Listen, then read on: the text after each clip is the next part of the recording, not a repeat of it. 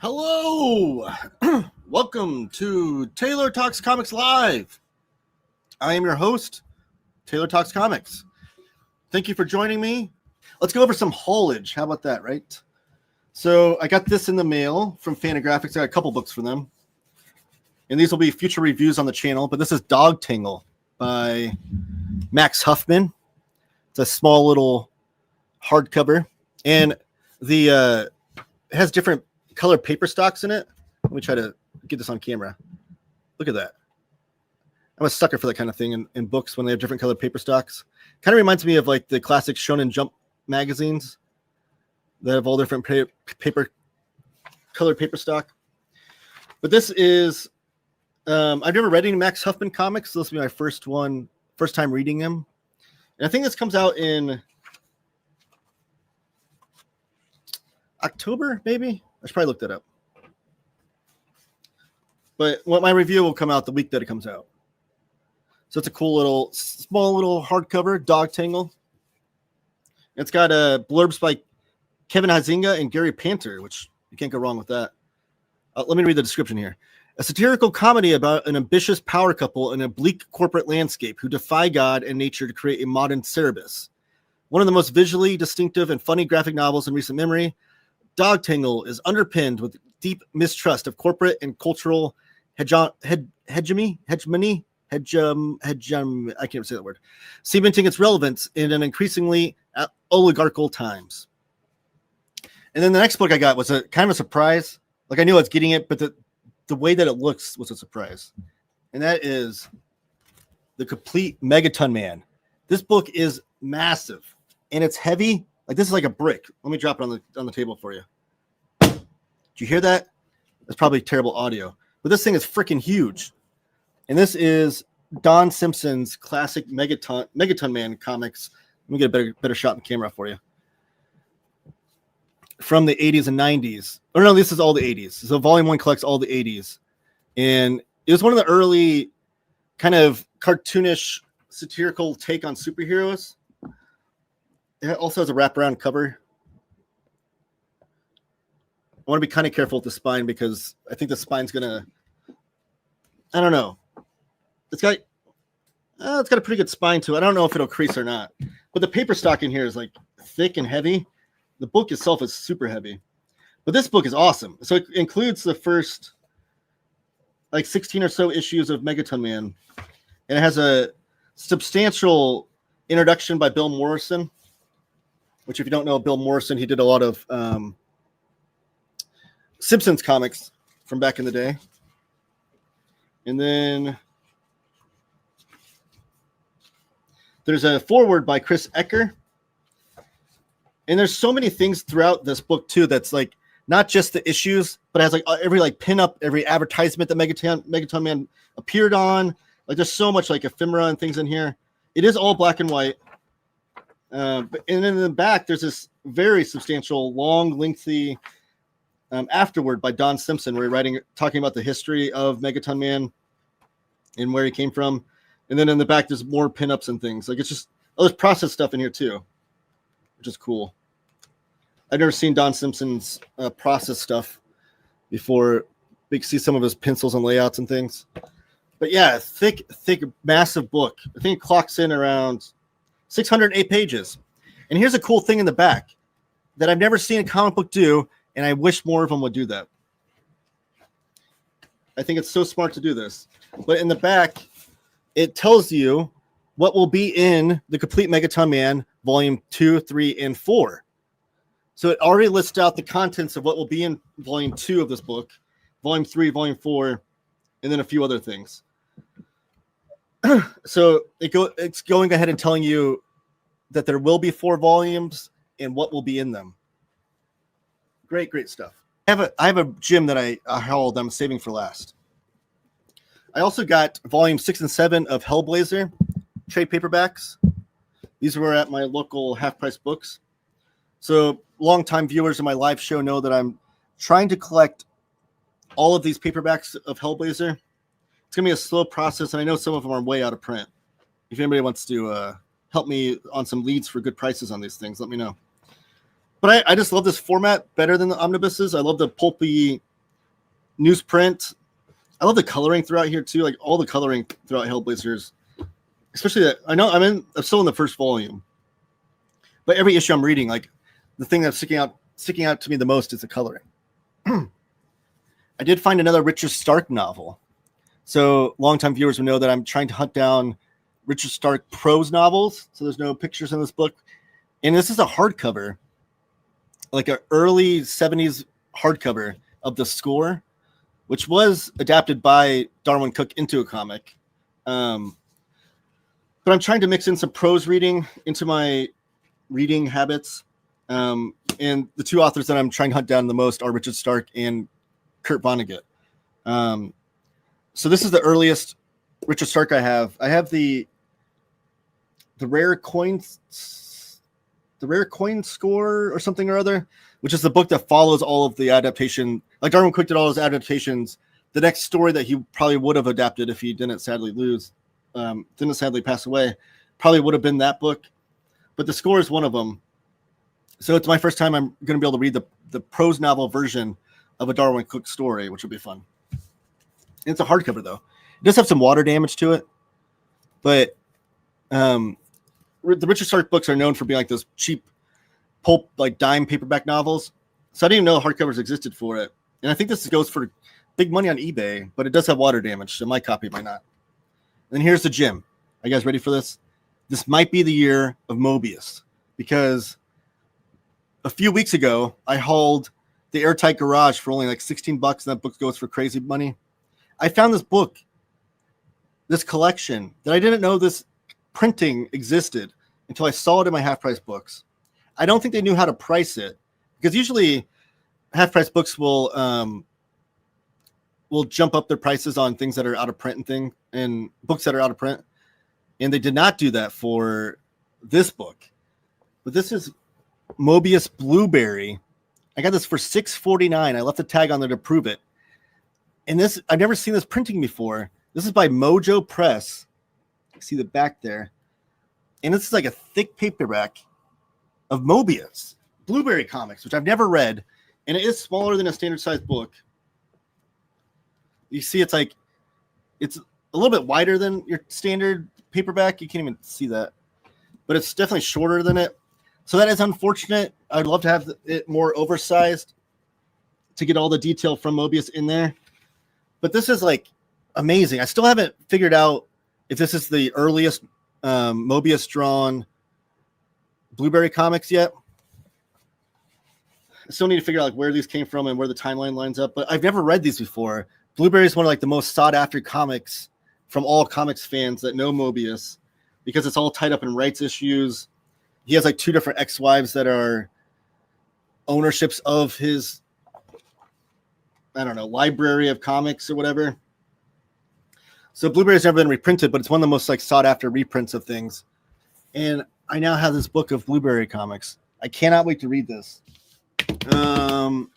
There's a library sale. I've always heard about these library sales when libraries are getting rid of a bunch of stock of old beaten up books. Never attended one until recently, and it was awesome.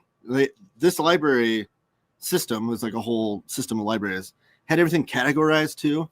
There was no graphic novel section, but I was able to find some comics mixed into other sections. And I got a couple things from them. A lot of prose books from that sale, but a couple comics. The first of which was the one I've always wanted to read, and it was Super Mutant Magic Academy by Jillian Tamaki. Jillian Tamaki, right? Yeah. I've always wanted to read this. I've seen it a lot. I haven't read it before. So I'm super excited to dive into this. And these books, they are beat up because they've been ran through the library system, but I don't mind that. But, I'm not super precious with book condition. Obviously, I want to keep them in good shape if I can, but if I get them used, it's not a big deal. Has anybody read this one? Comment on the books as I show them off. If you've read them or if you've heard about them.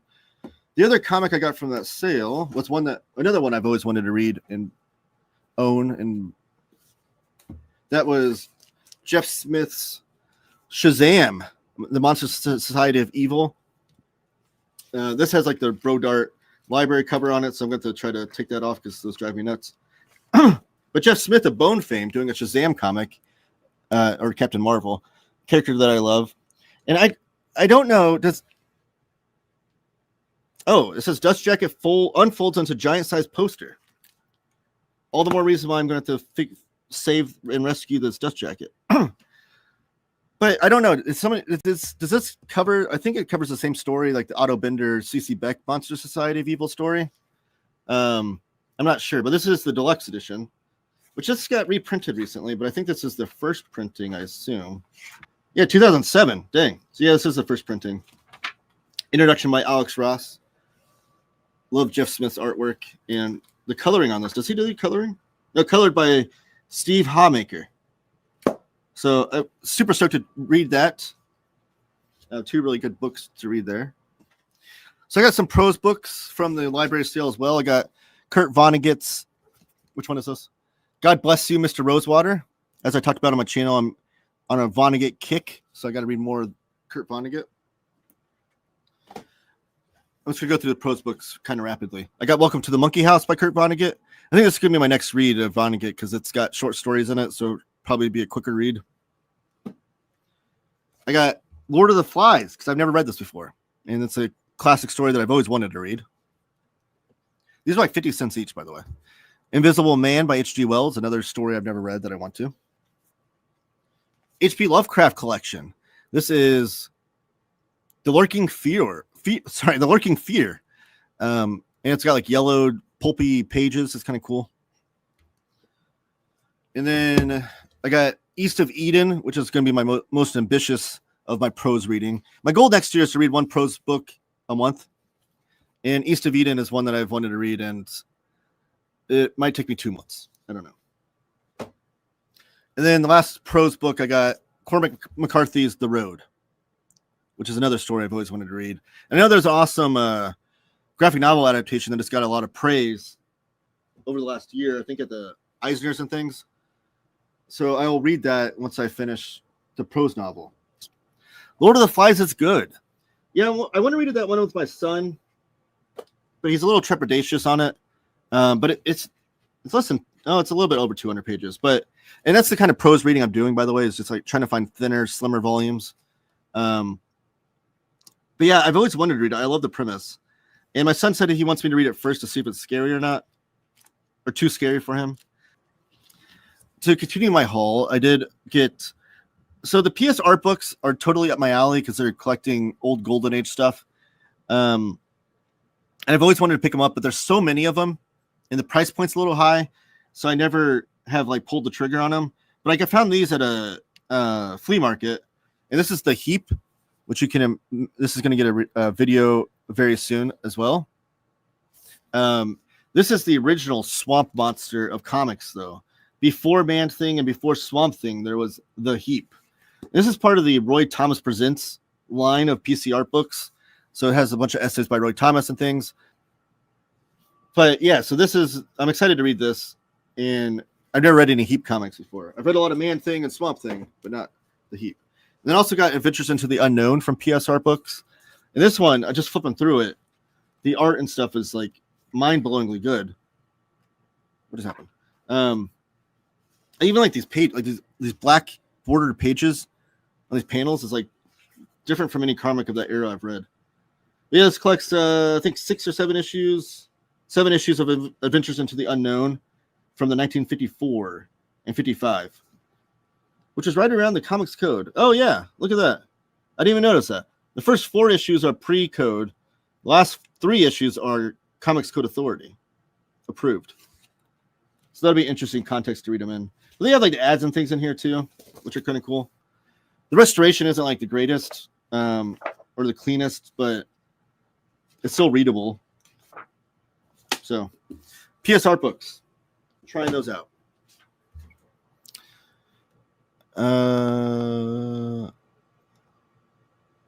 Oh, I must have missed that or forgot that. What did you think of the Short Nancy takeover from last year? Or maybe it was earlier this year. Caroline Cash's takeover? I think that was last year. Because I think Olivia James, yeah, she did like all this year and then is bowing out. She said that she's stopping the Nancy strip, and then the rest of the year they're doing they're rerunning old strips And then starting January will be Caroline Cash. So what was Caroline Cash news that I missed then, if that wasn't what you're talking about? Any news on Disney Comics from Fantagraphics 2026? Well, they released single issues. We have some single issues coming out. Fresh new Disney Comics for the first time in a long time. From some of them are reprinting stories from European artists and stuff that haven't been released in English yet for the first time. And but there's a lot of good Disney comics. I have one in my haul right here, which I'll show off next for you. I'll show it off now. How about that? This is Duck Avenger. So I got this. This is a review copy I got from Fantagraphics. Came in the other day. It's like oversized too. I wasn't expecting that. They're releasing a lot of these like graphic novels, which are pretty cool. But this is by. Sorry, I'm gonna get the names correct here. Luc Batim Collin and Nicolas Pothier. And it's Duck Avenger, and I could tell, well, even in the in papers there, you can tell that they're riffing on a bunch of superheroes that we know and love, like that little bit of Spider-Man action there, Batman, and the artwork looks awesome. So I'm really excited to read this. But this is definitely new Disney Comics coming out. I think this comes out in a couple months, so it's not 2026 necessarily, but yeah, it's Duckburg's super anti-hero Duck Avenger. So excited to read that. But as far as 2026 that we haven't heard yet, I don't think there's anything. We are getting Carl Barks Library Volume 30, which is exciting. The other two review copies I got from Fantagraphics are The Pass. This is by Catriona Chapman. And this is a really beautiful looking book. She has like a painterly style. It says Claudia Grace, rising star in the London culinary scene, has a lot on her plate. So it's a graphic novel about a chef in the London scene. Yeah, it's an all new story too. It's not autobio or anything. But that's coming out, I think, next month. I don't know. When are these coming out? I guess I have a little paper here. The Duck Adventure book is coming out December 2025. And The Pass is coming out January. It's always nice. Fantagraphics always puts this little press release in their review copies. And then the other review copy I got from Fantagraphics, the Eternaut. If you've not read this, you need to. And I would not hesitate to pick this up when the reprint comes out. I did see, so this was controversial. They have the Netflix logo sticker on the book, and people were upset about that. But I'm going to do this live and show you. Don't fret for anybody that does not want that sticker on their book, because that's like a thing that a lot of comic book collectors hate. Whenever like we get a Netflix sticker on a Sandman collection or something. This is, I'm pretty sure, an exact reprint of the original. All right, look at this reveal. The Netflix sticker, it's on the plastic wrap. So don't fret. It's on the plastic wrap, not on the book itself. But yes, this is must-read comics. I would even, if a list I've always wanted to put together, and I feel like I want to, is like the definitive 10 best comic books of all time list. This would be on the short list of books that I would go through to make or break that list. It's definitely in my top 10 or top 25. It is an amazing story. And this collection was designed by Jacob Covey. Oh, I think it is a little different, actually.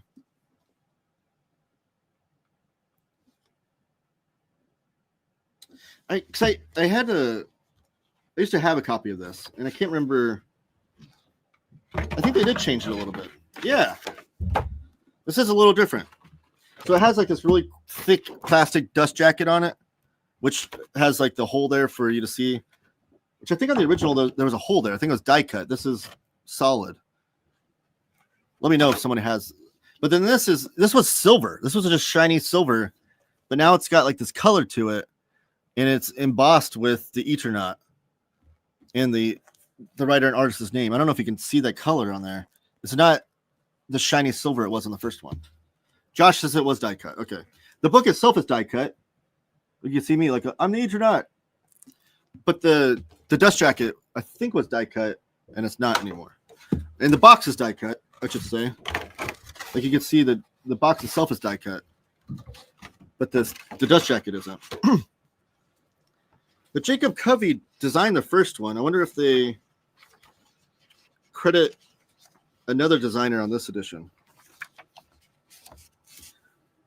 But this is a book I read during the 2020 pandemic. And it was wild to read during that time because it has a lot of... Oh! Apologies. It wasn't Jacob Covey. Let me take that back. It was Tony Ong did the original edition, the first edition. The designer of the second edition was Justin Allen Spencer. So Justin Allen Spencer is the one that updated this for the second edition. It was Tony Ong that did the first edition. So apologies. I thought it was Jacob Covey, though. But yeah, this was an Argentinian news. I think it was a newspaper strip is how it was originally serialized. An absolutely amazing artwork and an incredible story. Truly, I'm not kidding, one of the greatest comic books of all time. Everyone needs to pick this up. So glad that Fantagraphics sent me a copy to review, and the differences there are kind of neat, kind of interesting. I kind of like when there's different. I know some people get like aggravated when they reprint things and things look different if they already have their first printing, but I kind of like it. Kind of add.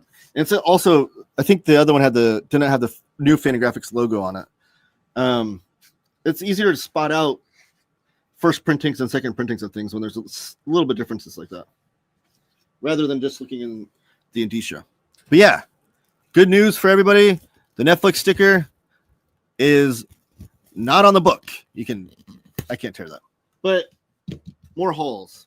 I did get the Absolute Transmetropolitan Volume 3. So now I can finally finish reading the series. I've been waiting for the Volume 3 Absolute to come out for a long time. My history with this is that I went on a trip years ago where I read the first, I think, like 30 issues of Transmet and absolutely fell in love with it. Derek Robertson's artwork is amazing. I think it doesn't get talked about enough with this series. Like, obviously, Warren Ellis's writing is magnificent, but Derek Robertson's artwork really makes the series special. So I read the first like 30 or so issues and loved it. And then I said to myself, I'm going to buy the Absolute editions as they get reprinted. And finally, this came out. So now I can finish the series. I've not finished Transmet yet. So I'm excited to do that. Copies. I did notice they put the DC Vertigo logo on the reprint of Volume 3. But the reprints of Volumes 1 and 2 have just the DC logo. A little annoying that they'd bring back the Vertigo logo just for that one. So what can you do? I did get a review copy of this from the cartoonist or writer. I forget which one. Sorry.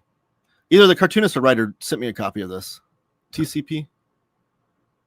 Loco Gonzalez? Oh, here we go. TC Pescator sent me a review copy of this book. It's called Junction Jones and the Corduroy Conspiracies.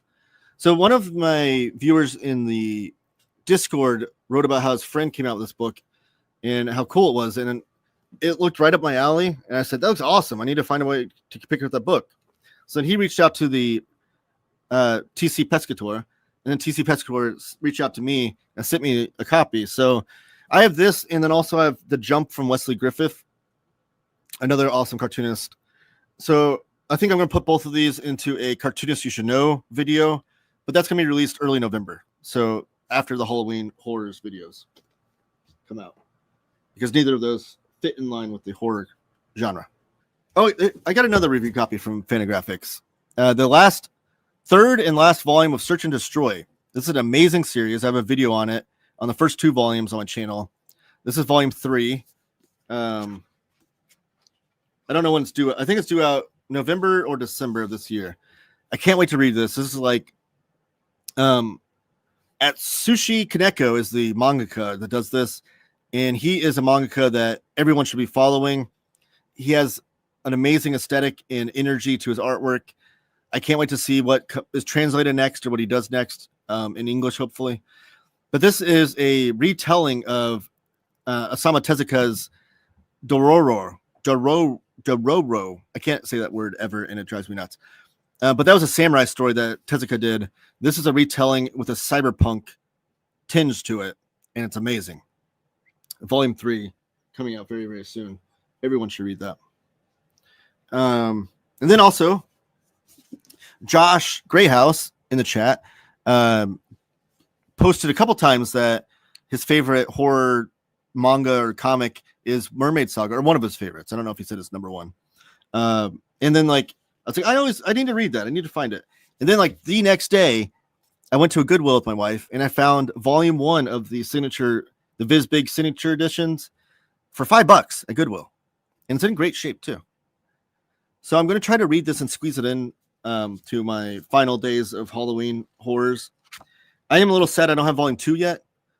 Hopefully it doesn't end on like a massive cliffhanger or anything, but I'm excited to read this, and I'm sure it'll make me want to buy volume 2. A few more books here. Oh, I found this also at a different Goodwill. Like the next day, I found Parasite, the all color edition, volume 1. And these are really cool spines because they spell out Parasite with all 8 volumes. And this is sci-fi horror in color, which I don't need my manga to be in color. I'm never one of those guys that are like, hey, black and white art. But it is interesting to read a manga in color. I'm kind of interested to see how this project even came about. Like, whose idea was it that like this needed to be in color? But I'm excited to read this though. I love sci-fi horror. All right, real quick, I'm gonna run through the last time. I got Tomb of Dracula, Volume 1. It's one of the few Gene Colan books I've not read, so I'm excited to dive into this. It's a reprint of the omnibus edition. I do love the spine too, how they actually went with a logo on it. And this collects the first 31 issues, I think. Yeah, 1 through 31, plus Giant Size Chillers / Giant Size Dracula 1 through 4, and Werewolf by Night. So I'm stoked to read this. It's supposed to be legendary. It's supposed to be one of the best comic book series of the 70s. And then I also got, because I collect every omnibus of Flash I could get my hands on, Flash by Joshua Williams, Volume 2. Volume 3 was announced. It's coming out later this year. Or no, early next year. Or maybe summer next year. And we're also getting Wade, Flash by Wade, Volume 3. And The Road to Rebirth. So we have 3 Flash omnibuses coming out next year. And we almost are getting to the point where we have everything from Flash in omnibus / oversized format from Crisis on Infinite Earths all the way through Joshua Williamson's run, which is amazing. And I got some single... Oh, no, hold on. Before I get to the single issues. This is a book I never heard of, but I picked it up at a flea market. It's called The Lost Ones. And it is from, get this, Zune Arts Publishing Company. And if you're familiar with the Microsoft Zune, which was made fun of in the Guardians of the Galaxy movies, but it was like the Microsoft's version of the iPod back in the day. I owned one myself. But I never knew that they made comics. Like Microsoft had a line of Zune Arts where they did comic books and things. But this is really cool. This cover is done by Gary Panter, and it's written by Steve Niles. And it's like a superhero comic where each issue is done by a different artist.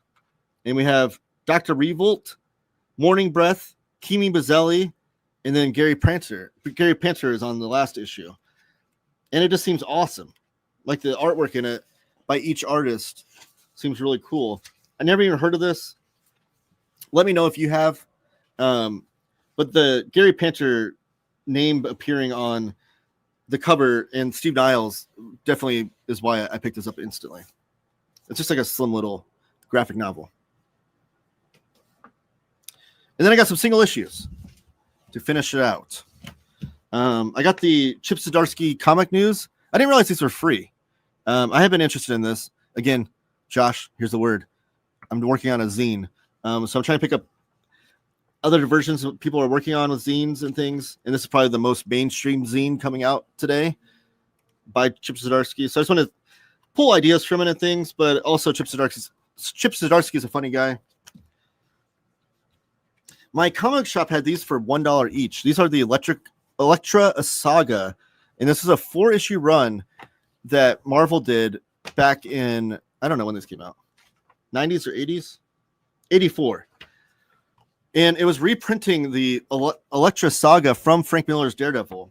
But they like kind of like moved pages around and repurposed things to fit into these new issues so that you could just pick up these 4 issues and have the whole entire Elektra Saga from Frank Miller in here. So I'm really curious to see like if they like took out pages and moved panels around or anything. It's just a fun little interesting project for me to pour through. But they only had issues 1, 3, and 4. So I'm looking for issue number 2. But those were $1 each. And then I got Roy, the new Gilbert Hernandez comic, single issue comic from Fantagraphics. Picked this up at my shop the other day. And it's by Gilbert and Natalia Hernandez. So it's a comic he's doing with his daughter. He did the front cover. Back cover is his daughter. Look at the artwork by his daughter. And I'm not trying to patronize her. I think she's an adult. But she has been working on comics since she was a kid. There's like famously when people would go meet Gilbert Hernandez at conventions, his daughter sometimes would be next to him drawing her little mini comics and things. So she's been working on comics her whole life, just like her dad. So I'm excited to read this. This is a new series by Gilbert and Natalia Hernandez called Roy. And that's it. That's everything I hold. Massive haul. Oh, no, it's not. Oh, my gosh. There's still 4 more books. The last bits of my haul before I cut off the stream here. I got Flash by Jeff Johns, Volume 1. I just still need the Volumes 2 and 3. Again, I'm trying to collect everything Flash in oversized hardcover.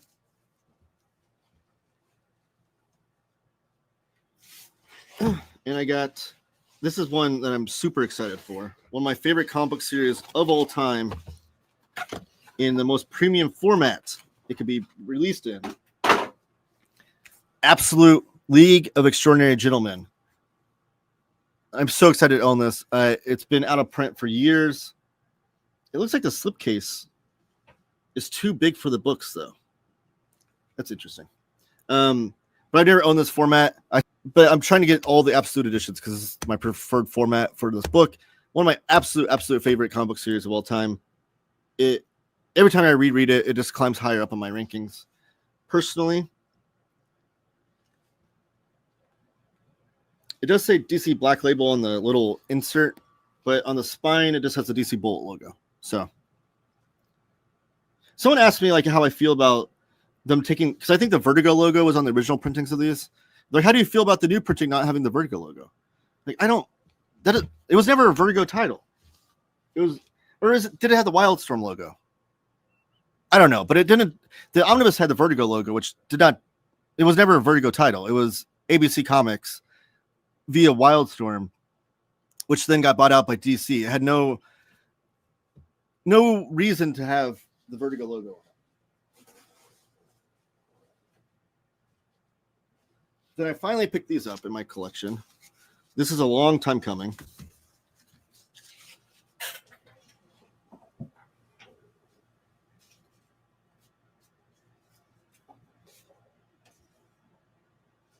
Trying to get the peanuts off of it. But Fear Agent 1 and 2. This is one of my favorite comic book series of all time. Also, I owned the trade paperbacks from Image for a number of years. I've read those digitally, but I always wanted the hardcovers to come back into print. And I know they're originally published by Dark Horse, but Rick Remender was going to bring it over to Image. She just had to wait for some contract thing to finish. So yeah, but then when they finally came back into print, I just kept hesitating on them because I have this thing where like if I've already read a series, it's hard for me to like, I don't know. I want to buy new stuff a lot of times, so it's like, oh, do I put? But I wanted to buy them before they went out of print again. So I'm excited to have these and be able to reread them in oversized format. This is my favorite Rick Remender series. Rick Remender is an amazing writer. I love pretty much everything he's written, and this is like Rick Remender doing a love letter to classic EC sci-fi, but done in an ongoing series with that Rick Remender tinge to it, where everybody has massive flaws, and there's not really any good people in his stories, but you find to love them as the series goes on. So I'm excited to have these. they had 3 different covers, and I think the ones that mimic the Dark Horse ones are out of print. But I think those also mapped them the way the Dark Horse did, which was I don't know. They're mapped differently because the miniseries and things, or the mini one-offs, one-shots were spliced into the series. I prefer those to be at the end. So I'm excited to reread these. I'm definitely going to pick those up and read those. Now that's the end of my haul. There's nothing else here. That was massive. But, well, that's it, though. Thank you guys for joining me. Subscribe, like, comment down below if you're watching this on replay. Share my videos, all that jazz. And keep talking comics.